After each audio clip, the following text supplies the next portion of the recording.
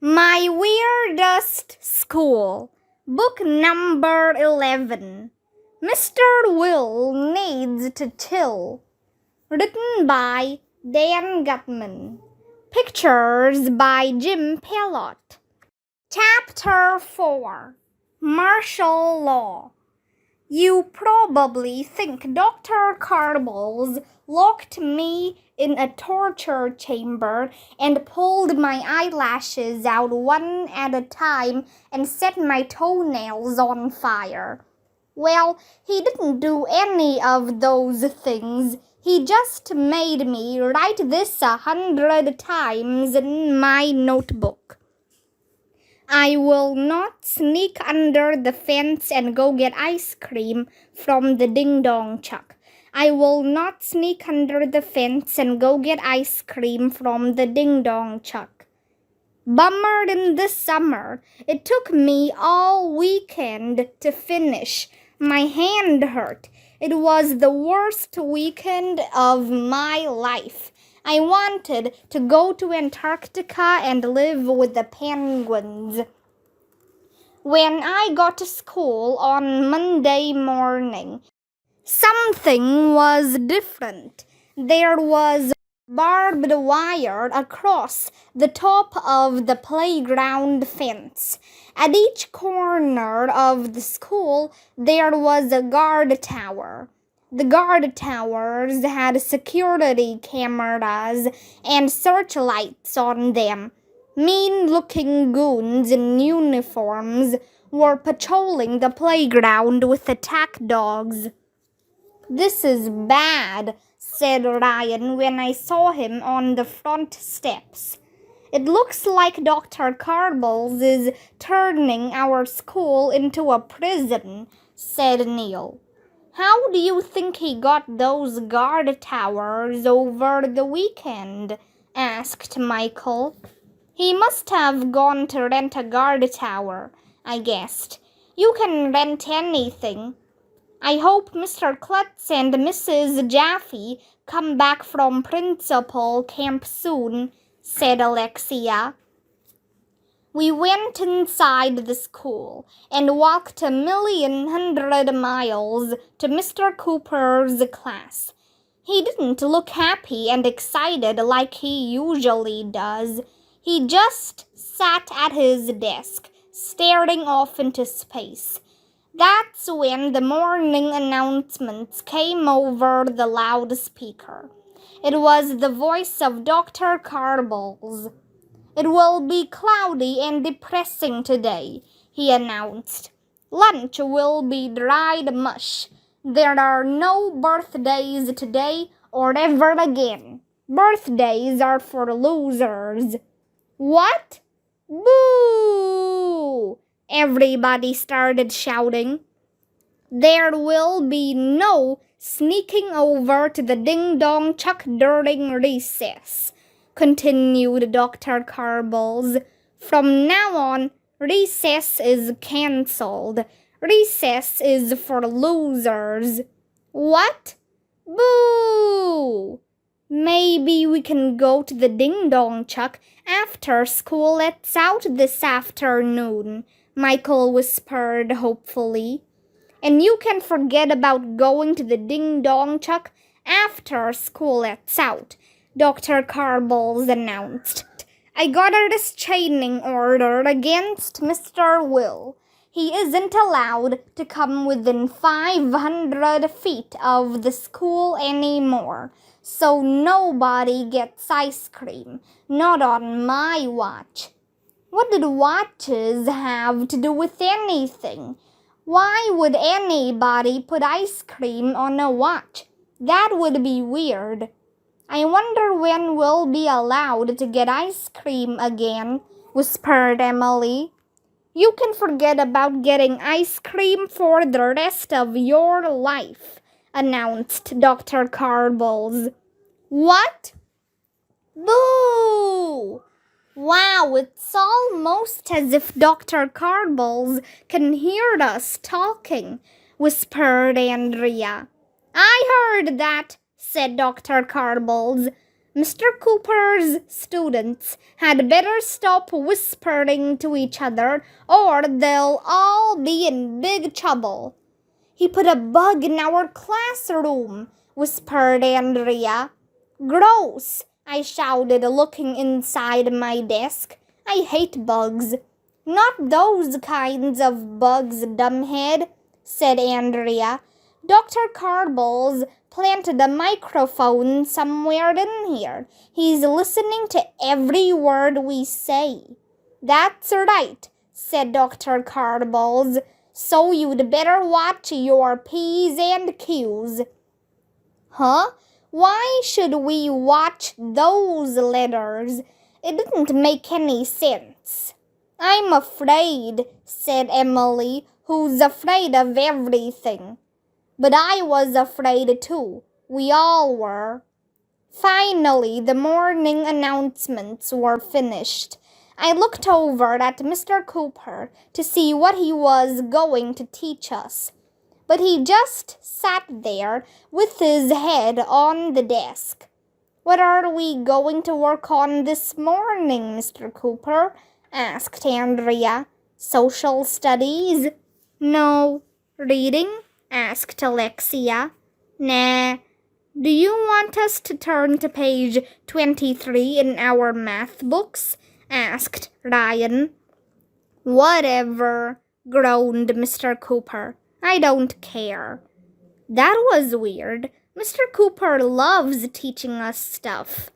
After a few minutes, he told us it was time for phys ed with Miss Small. Yay! I love phys ed. We walked 1,100 miles to the gym. When we got there, Miss Small didn't look very happy either. She was sitting on the floor under the basketball hoop. Are we going to play basketball this morning, Miss Small? I asked. No. Are we going to have relay races? Asked Alexia. No, just go out in the playground and do whatever you want, Miss Small muttered. I'm not in the mood. Wow, none of the teachers wanted to teach. With Dr. Carbles in charge, they just looked sad. So we did what we were told. We went out to the playground, and you'll never believe in 1,100 years what happened next. There was that sound in the distance. A jingly-jangly sound. It was the ding-dong chuck. He's back, I shouted. Mr. Will is back. Hooray! Everybody shouted as the ding-dong chuck pulled up and Mr. Will stepped out of it. That's when the weirdest thing in the history of the world happened. A tank came rolling down the street. Not a fish tank. It would be weird if a fish tank came rolling down the street. No, it was one of those army tanks with a cannon in front. I saw it with my own eyes. Well, it would be pretty hard to see something with somebody else's eyes. The tank stopped close to the ding-dong chuck. The hatch on the top opened up. And guess whose head popped out of it? Yes, it was Dr. Carboles's. You are breaking the law, ding-dong man, he shouted through his bullhorn. Get out of here and turn off that horrible music. No way, Mr. Will shouted back. Did you ever hear of the First Amendment? We have freedom of speech in this country, you know. Your freedom of speech ends at my ears, shouted Dr. Carbles. Your students want ice cream, shouted Mr. Will. I don't care what my students want, Dr. Carbles shouted back. If you don't get out of here right this minute, I will make you leave. It looked like there was going to be a big fight, like maybe Mr. Will was going to shoot soft serve ice cream out of a hose on the ding-dong chuck. That would be cool. I don't like violence, said Andrea. It's inappropriate for children. What do you have against violins? I asked her. Not violins, Arlo. Violence. I knew that. I was just yanking Andrea's chain. But there was no battle. Mr. Will didn't spray Dr. Carbles with ice cream. He just walked back to the ding-dong chuck and slowly drove away. Don't come here again, Dr. Carbles shouted as he shook his fist in the air at Mr. Will.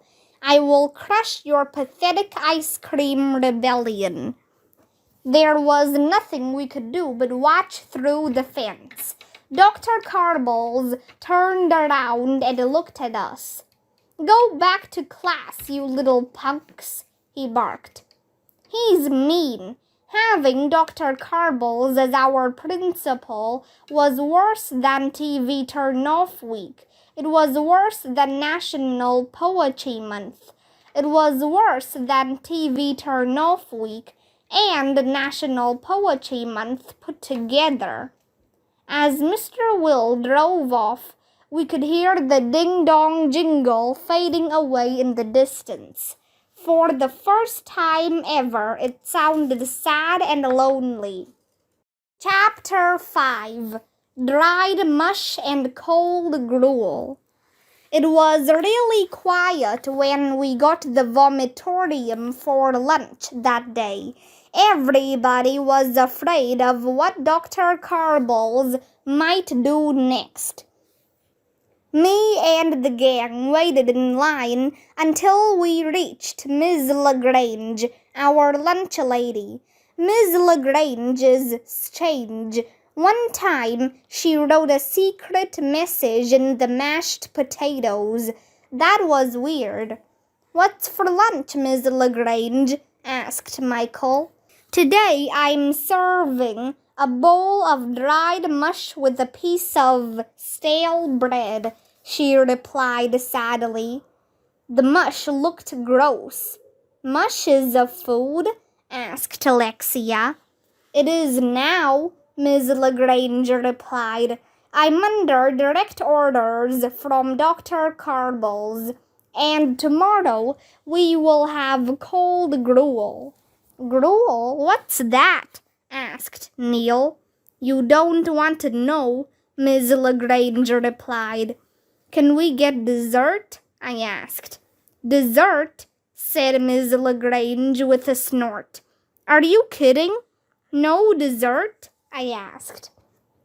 At that moment, a voice came out of a little speaker next to the cash register. Dessert is for losers, said the voice. Eat your dried mush and stop complaining. You kids are lucky to get any food at all. It was Dr. Carbles. There was a little video camera next to the cash register. I've got my eye on you, AJ, Dr. Carbles said. Don't try any funny stuff or you'll be in big trouble. We found an empty table and sat down. I looked at my bowl of dried mush. I'm not eating this, I said. Me neither, said everybody else. Except Ryan, of course. Ryan will eat anything, even stuff that isn't food.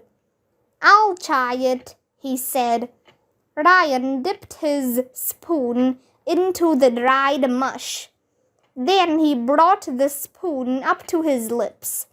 I was already grossed out. Then Ryan opened his mouth. I thought I was gonna die. Then Ryan put the spoon in his mouth. Isn't this exciting? Then Ryan swallowed the dried mush. Ugh, gross. I looked at Ryan. Michael looked at Ryan. Andrea looked at Ryan. Neil looked at Ryan. Everybody was looking at Ryan. Not bad, Ryan finally said. It tastes like pudding. Pudding? We all dipped our spoons into the dried mush. Actually, it wasn't bad once you put some sugar on it. But even so, everybody was in a bad mood during lunch. Recess had been cancelled. After we finished eating, we were told to go out to the playground where Dr. Carbles was waiting for us. Are we going to play a game? Asked Andrea hopefully. No, barked Dr. Carbles. Games are for losers. Today you're going to learn how to march. What? Pringle up, Dr. Carbles shouted through his bullhorn. Forward, march. Left, right. Left, right. It was horrible. Marching is no fun at all. While we were marching back and forth, I looked over to see if the ding-dong truck was parked outside the school. It wasn't. Mr. Will was nowhere to be seen. Left, right, barked Dr. Carbles. Where do you think Mr. Will went? Michael whispered as we marched. Maybe he went to Dirk's school, whispered Ryan. Ugh, Dirk's school. That's a school on the other side of town for genius kids. We call it Dirk's school. Left, right. Maybe Dr. Carbles kidnapped Mr. Will and tied him up in a dungeon, I whispered. That stuff happens all the time, you know. Stop trying to scare Emily, said Andrea. I'm scared, said Emily. Left, right, barked Dr. Carbles. Marching makes you strong. Playing silly games makes you weak. Dr. Carbles had us marching back and forth across the playground for 1,100,000 hours. It was horrible. I'm not sure I remember what ice cream tastes like anymore, Ryan whispered. I think it's cold and wet, whispered Michael. I'll never know what an octopus push-up pop tastes like, I said. Someday we'll look back on our childhood, whispered Alexia. We'll tell our grandchildren what ice cream tasted like.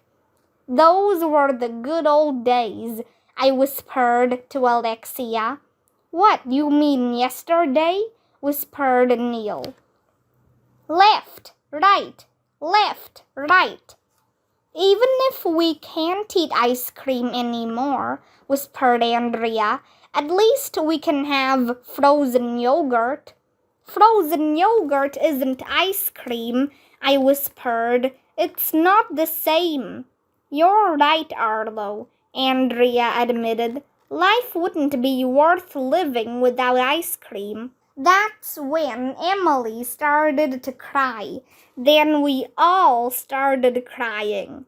Everybody was whimpering and sniffling and snorting. It was the saddest day in the history of the world. Chapter 6. Hooray for Mr. Klutz. The next day, when we got to school, I saw the most amazing thing. The guard towers were gone. The barbed wire was gone. So were the security cameras and the barking dogs. And most importantly, Dr. Carbles was gone, standing at the top of the front steps and giving everyone hugs was our principal, Mr. Klutz. He has no hair at all. I mean none. His head is like a bowling ball with a face on it. He's back! Everybody was shouting. Mr. Klutz is back. Mr. Klutz is a nice man. He's not mean like Dr. Carballs. I missed you kids, Mr. Klutz shouted when we all came over to hug him. We missed you too, said Emily. Dr. Carballs is mean, said Ryan. Marshall can be a little, strict, Mr. Klutz replied. A little, said Michael. He drives a tank to school. Did you have a good time at principal camp, Mr. Klutz? Asked Andrea. Oh, yes, he replied. Mrs. Jaffe and I met lots of experts in the field of education, and we learned all kinds of new ways of teaching. I think it's going to help you kids learn things. Learning things is a drag, but at least it will be better than having mean Dr. Carballs around. So we don't have to march in the playground anymore? Asked Neil. Nope, said Mr. Klutz. We don't have to eat dried mush and cold gruel for lunch? Asked Alexia. Never again. Can we have recess today? Asked Ryan. Sure. Can we go out for ice cream during recess? I asked hopefully. Why not? Said Mr. Klutz. In fact, you can go out for ice cream right now. Huh? We all said, which is also backward. This was too good to be true. I figured Mr. Klutz must be pulling a prank on us. We're never allowed to eat ice cream first thing in the morning. That's the first rule of being a kid. Really? I asked. We can have ice cream first thing in the morning? Absolutely, said Mr. Klutz. One of the experts at principal camp told me that kids learn better when they eat ice cream for breakfast. He said the cold wakes up your brain. That made sense. Hooray for Mr. Klutz! Everybody started chanting. Hooray for Mr. Klutz! Go ahead, said Mr. Klutz. I think I hear the ding-dong truck coming down the street right now. He was right. The ding-dong truck pulled up across from the school. It was playing the ding-dong jingle as always. I love that song, said Mr. Klutz. Mr. Will is back, somebody shouted. Hooray for Mr. Will! Everybody started chanting. Hooray for Mr. Will! Let's go get ice cream, Alexia shouted. Yeah! We were all about to run over to the ding-dong truck, but then we stopped. Wait, Michael said, I don't have any money. Neither do I, said Emily. I just have my lunch money, said Andrea. You don't need to use your own money, said Mr. Klutz. He reached into his pocket and pulled out his wallet. Then he gave each of us $1. What? Free ice cream? First thing in the morning? This couldn't be happening. It was going to be the greatest day of my life.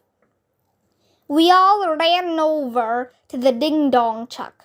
That's when the most amazing thing in the history of the world happened. The ding-dong truck was back, but Mr. Will wasn't inside it.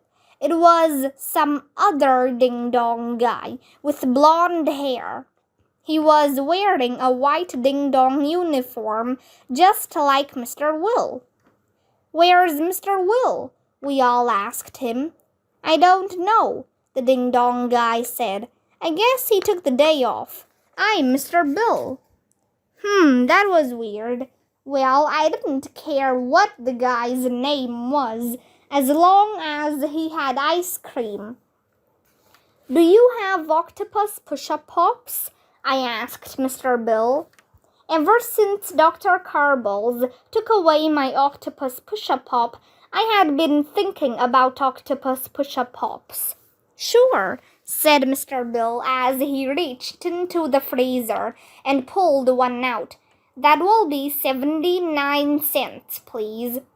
I handed Mr. Bill the dollar Mr. Klutz gave me. Mr. Bill looked at the dollar bill. He had a puzzled expression on his face. I don't know how much change to give you, he said. What? That was weird. Mr. Will always gave us our change right away. It didn't even seem like he had to think about it. There are 100 pennies in a dollar, I explained to Mr. Bill. All you need to do is take 79 from 100. Mr. Bill looked at my dollar bill again. Then he looked at me. He still looked all confused. I don't get it, he said. Can you show me how to do that? What? A ding-dong man who can't make change for a dollar? Mr. Bill must be a real dumbhead. I guess so, I said. He handed me a pad and a pencil. Look, I told him as I wrote on the pad. It's simple subtraction. The 0 becomes a 10. 10 minus 9 equals 1. The other 0 becomes a 9. And 9 minus 7 equals 2. So you owe me 21 cents.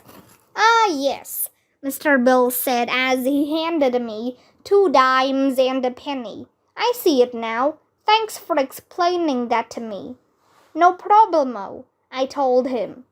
I was about to unwrap my octopus push-up pop when I stopped. Hey, I said, that sounded a lot like a math lesson just there. Are you a math teacher? No, don't be silly, said Mr. Bill. I'm just a ding-dong man. Mr. Bill is weird.